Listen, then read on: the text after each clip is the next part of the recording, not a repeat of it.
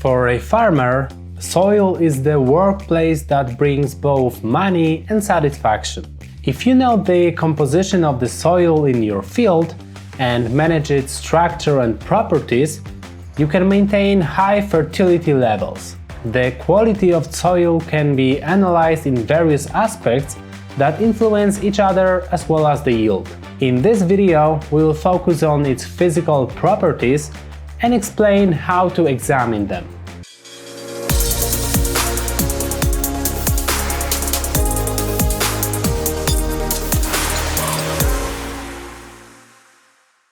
Physical structure of soil.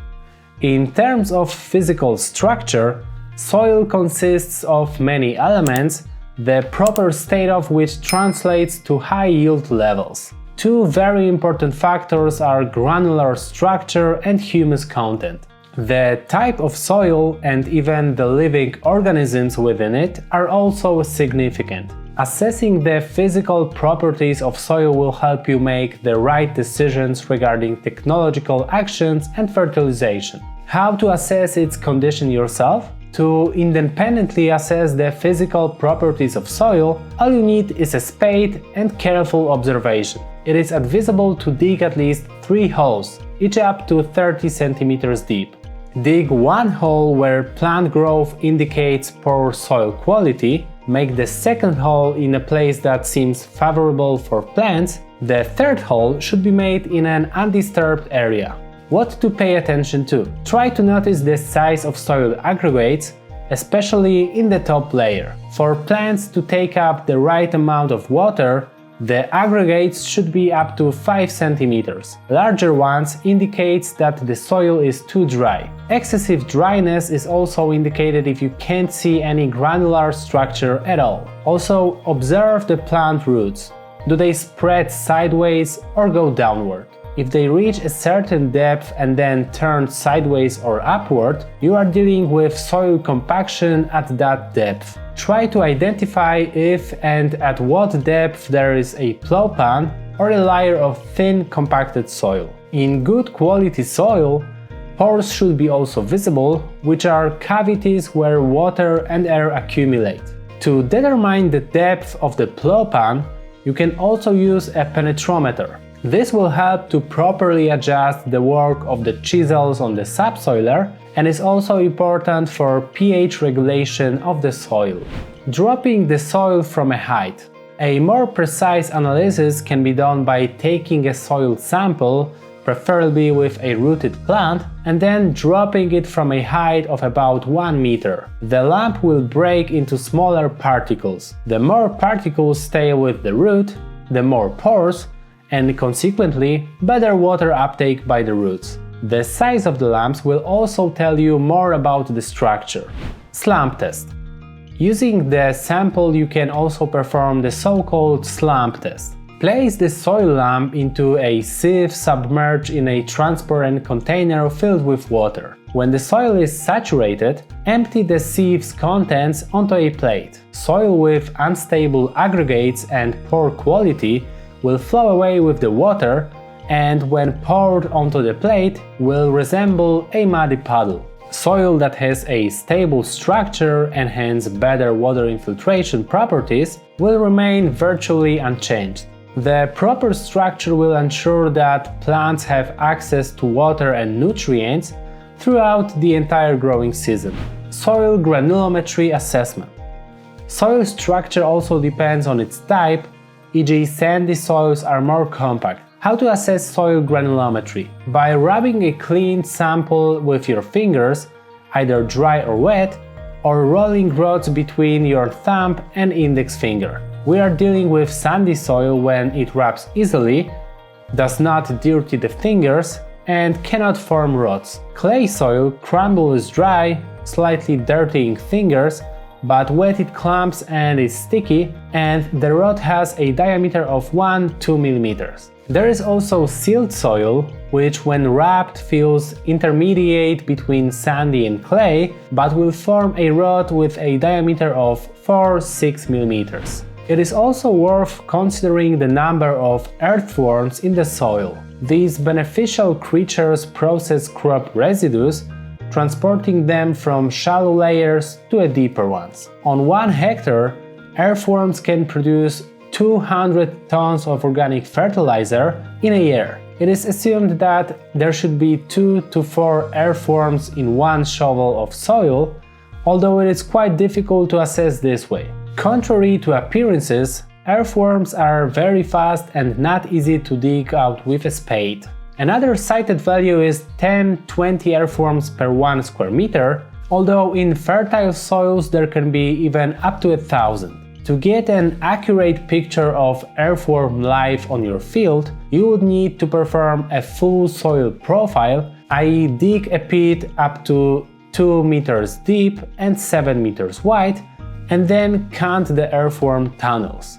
You can also dig an excavation in proportional scale, for example 1/5 square meter, and count the number of holes in the scraped soil profile. On such an area, a result of around 20 holes indicates their intensive work.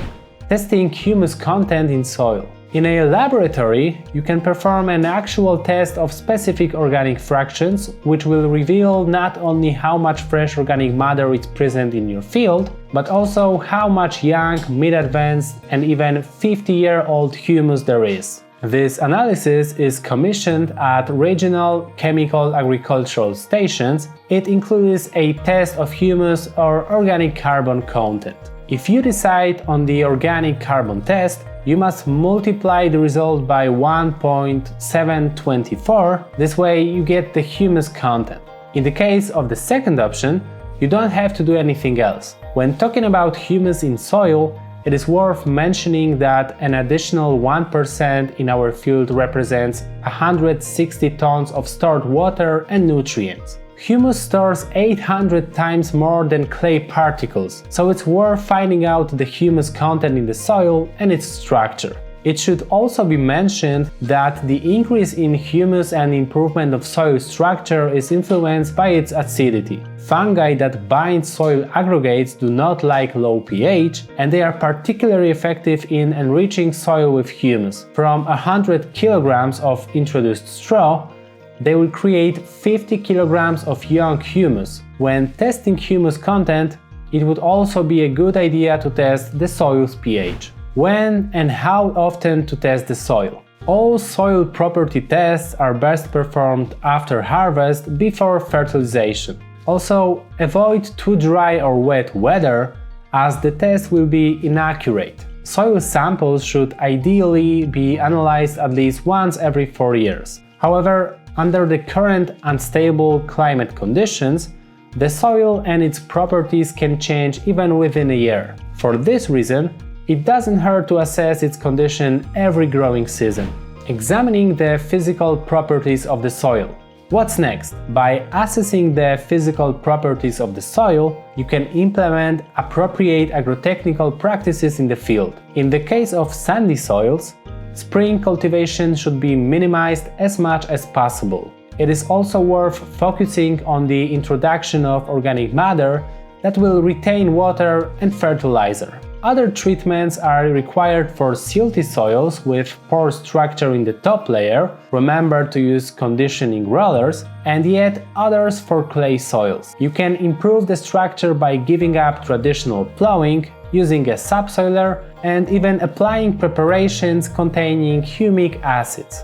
To increase the amount of humus in the soil, you should introduce as much organic matter as possible, for example by leaving straw and plant residues. I hope that the knowledge gained today will allow you to manage the soil, which is your working area, more easily and consciously. Recently, there has been a lot of discussion about the Green Deal and the Common Agricultural Policy by the European Union. These are topics that evoke many emotions and opinions. Some speak positively of them, recognizing them as a step in the right direction in terms of environmental protection and sustainable agricultural development. However, others criticize them, highlighting the difficulties and challenges that may arise during their implementation. What do you think about this topic? Feel free to express your opinion in the comments. We would love to hear your thoughts. If you want to delve into the Green Deal and the Common Agricultural Policy of the European Union and learn more about eco-schemes, we cordially invite you to our website rolmako.com eco-schemes. There you will find an extensive analysis of these issues, including an explanation of what eco-schemes are, including carbon farming. We also showcase the machines that are essential for their implementation. We aim to provide you with comprehensive information that will help you better understand and effectively implement these new solutions in your farm. Start acting today to be ready for the future of agriculture.